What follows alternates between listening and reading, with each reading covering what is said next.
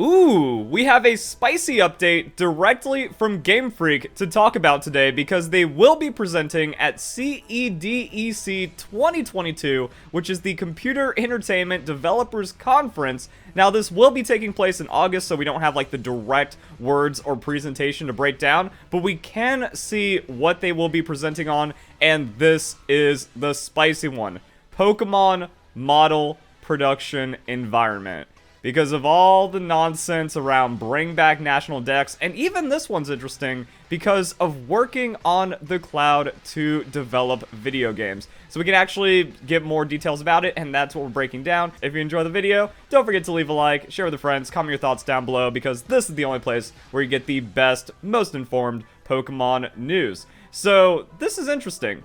In order to respond to the expansion of game scale and sophistication of game quality, we recommend research and development at the time of Sword and Shield. Pokemon Legends Arceus, the build pipeline has been made cloud-based. In this session, we will introduce the background to the introduction of cloud computing and the knowledge gained from operation in the introduction for the release of the title. So how do you guarantee security in cloud development for Pokemon games? Now, what I find interesting about this is because of COVID and all that stuff, people are like, oh man, Brilliant Diamond Shining Pearl was bad because it was rushed or was or needed to be delayed because of COVID, and also like all these other games should be delayed because Game Freak's bad. No, the interesting thing about technology is work from home is pretty robust when it comes to things like game development and software engineering, and it seems like Game Freak made a very sophisticated or had a very strong way to do it over the cloud, and they are actually presenting at a conference because of it. And with Pokemon Legends Arceus, they said early 2022. That could have been February, March. You can even get away with April by saying, well, you know, first half 2022, but instead they did the early call for January. Which means if the game needed to be delayed, or if it wasn't ready, or if something went wrong, or COVID or shenanigans, then they had a lot of room to work with. But no, the game was confidently ready for release, because that is the pipeline that Game Freak has set up. Now here's where it gets interesting, because you guys are probably thinking, well, cloud development, that's like server stuff, what does that have to do with Pokemon models or game development? This comment directly from Game Freak actually gets pretty spicy. Game Freak has been promoting the introduction verification of the cloud environment step by step from the time of Pokemon Sword and Shield. So it wasn't just for Pokemon Legends Arceus, they were developing this through Generation 8, which probably made them a lot better to handle what was going on with COVID. And it was in order to solve problems faced with the expansion of development scale. So development of Pokemon Sword and Shield getting so crazy that you really need to start having a cloud workflow to deal with the 900 plus models, and then that kind of transitions into what's going on with Pokemon Scarlet and Violet and Pokemon Legends. But we also saw this with previous generations as well. This goes back to 2017 CG World feature of how there's a development workflow for 3 companies to make a Pokemon game, which kind of further exposes the ignorance and idiots that are just like, oh, Game Freak only has 140 employees. That's unacceptable for a game developer of the largest franchise in the world. It's actually multiple companies working. We have 3D CG Pokemon, Game Freak, and Creatures, and here's how the workflow is shared by the 3 companies. So this has actually been in development for a while, and it looks like they really brought it into the cloud to work with the insane scale of Pokemon games. I find it funny that information about Pokemon game development just keeps on coming out and constantly debunks the losers from Bring Back National Dex that don't understand and can't even comprehend how impressive Game Freak's workflow is for making Pokemon games. So first, Game Freak creates the official illustrations of the Pokemon, setting materials, and a 3-view drawing for CG production. Based on that, a meeting is held by the 3 companies. So you can also see that's not just, oh, you hot potato a workload into a company that you're loosely affiliated with, and then you get trash back like you would expect from if you just listen to the Pokemon community. No, there's actually very tied together workflow, and it goes pretty well to be able to make an insane amount of models and environments and stuff that's needed, and 3D assets that's needed for a modern Pokemon game. And with that, we can transition into the other presentation. Crazy how it all comes together, huh? Pokemon model production environment that creates 2 Pokemon at the same time. Oh, no wonder Game Freak's games are bad. They're just wasting time making 2 Pokemon at the same time. What is this nonsense? Let's read on. The production of Pokemon models up to Sword and Shield was a flow in which specifications were set for each title, and data corresponding to them was built on Maya. So Pokemon models made in Maya, I think we've seen this, but it's still kind of interesting to break down. And it seems like there were specifications for each model depending on how the game was being made. So the material is created with Shader FX, locator is all prepared in Maya, and delivery check is performed in the same environment as the title. So different games are going to have different engines, different environments, and then depending on how that works together, then the Pokemon is going to be tested. And yeah, kind of shows the different models for the different games. Wow, it's almost like Game Freak didn't lie. Crazy. However, the total number of Pokemon models has exceeded 1,000 in total and is reaching the limit of recreating each title. Now, this really sounds like Game Freak was recreating the models for each different game environment.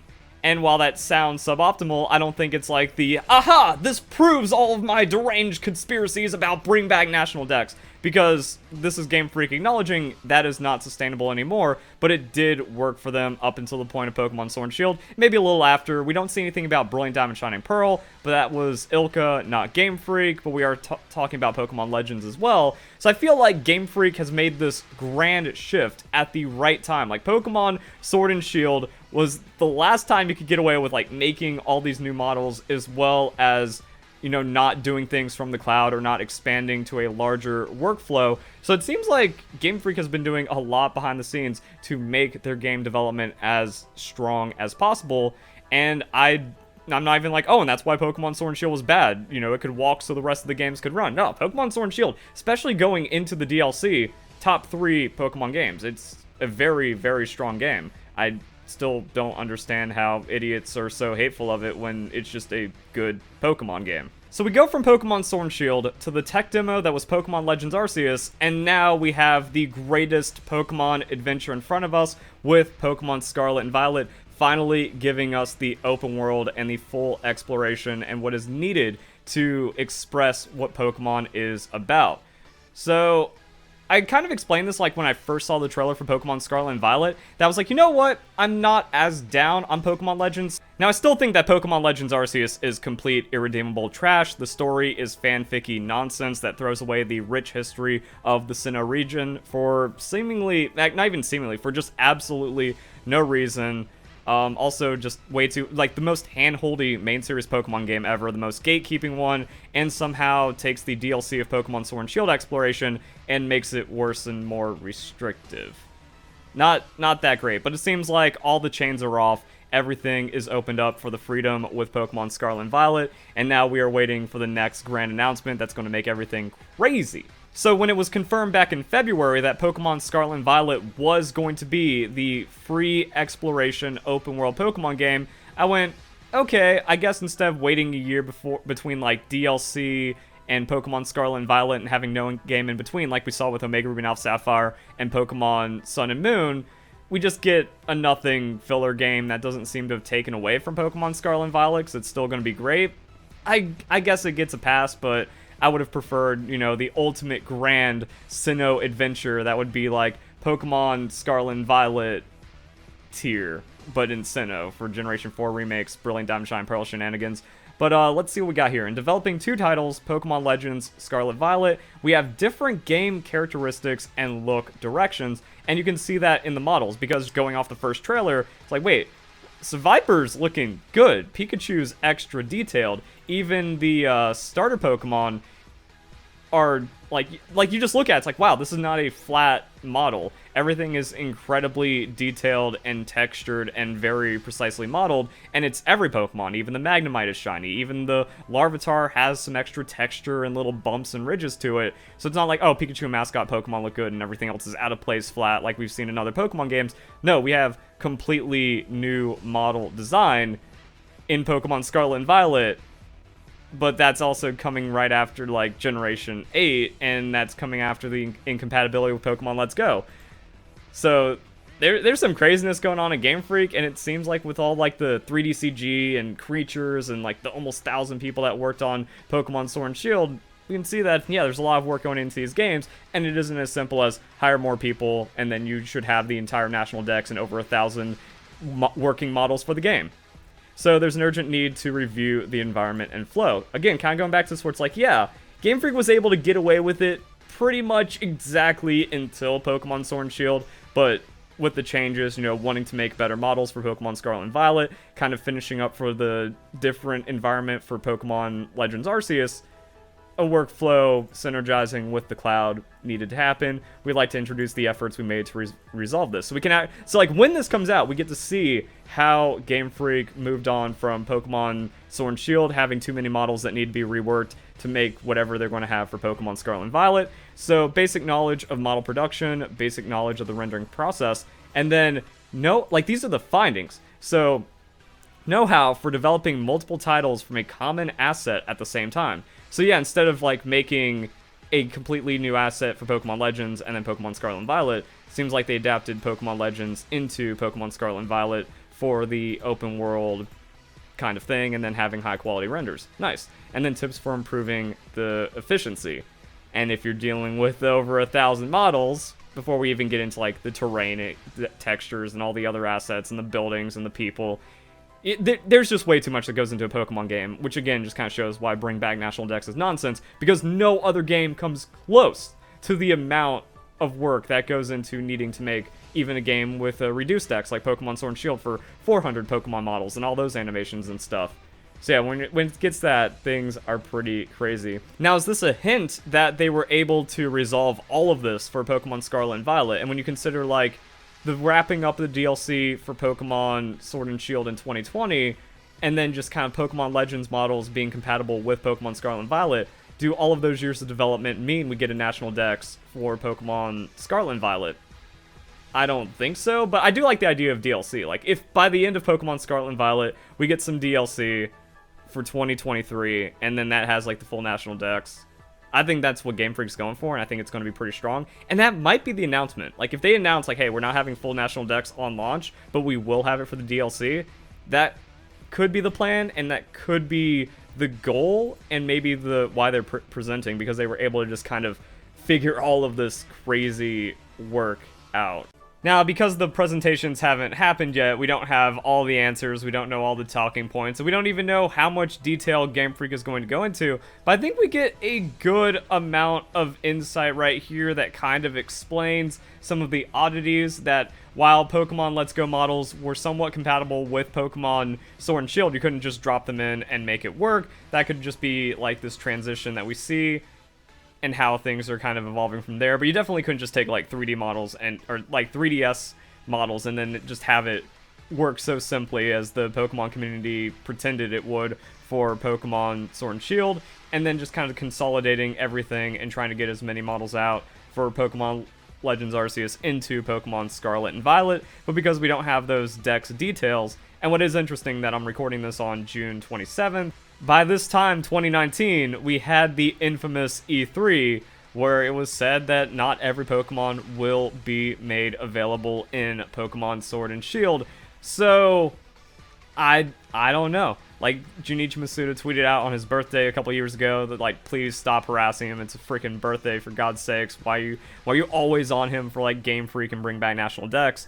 So, did Game Freak really feel that, or are they just going to have that Japanese stoicism, where they just say, we're doing our thing, it's working, these losers don't know what's going on behind the scenes, and by the way, we are making more models and more working stuff than any other game, so I don't understand why people are so upset. Will Game Freak address a bit of that in upcoming Pokemon Scarlet and Violet announcements, or maybe at the CEDEC presentation, or are they just going to stick to it and go, nah, we're just making the best Pokemon games and don't like it? Tough. Still a lot of weird stuff, still a lot of really bad takes. Again, crazy conspiracy theories that people are trying to make up about Pokemon Sword and Shield being bad, and then just straight strawman shenanigans. Turns out there's still people that think they recreate the models for every game in 2022 wholly based. No one thinks that. It's like the Gen 1er argument. And if we look at this, we have 6 replies, we have 1 reply, 3 replies, 6 replies, so one person not getting the nuance across doesn't mean turns out there's people still ignorant of the gospel of Bring Back National Dex. No, that's not what's happening here at all. And even then, if you read this, It's reaching the limit of recreating for each title. Now, Pokemon Let's Go models, semi-compatible with Pokemon Sword and Shield, but not just like a drag and drop, instantly making it work. And then the models for all the Pokemon we've seen in the trailers are different with higher detail and textures than we've ever seen. So, maybe not every game exactly, but definitely like between systems and stuff. 3DS, not really that working with Pokemon Sword and Shield. The workflow kind of demanding, hey, production's going to be different depending on the environment of the game. Here's your PSA to not solely listen to Poketubers, niche micro-celebrities, or any Twitter user with a lot of followers on the subject, myself included. I'm just making people aware, go research yourself, as opposed to being fed info by people that haven't even attempted game dev.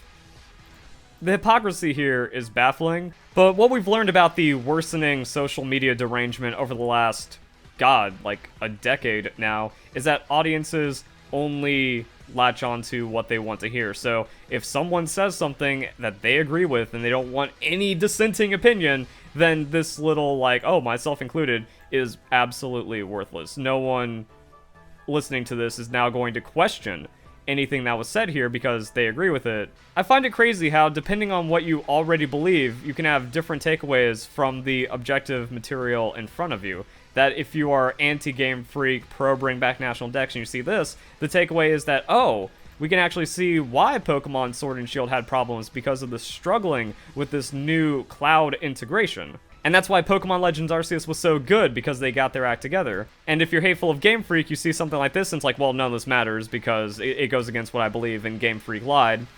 They actually didn't, there's no proof of that. Then the takeaway just kind of gets crazy from someone that has no understanding of game development, when an understanding of game development is being presented right here from the developers themselves.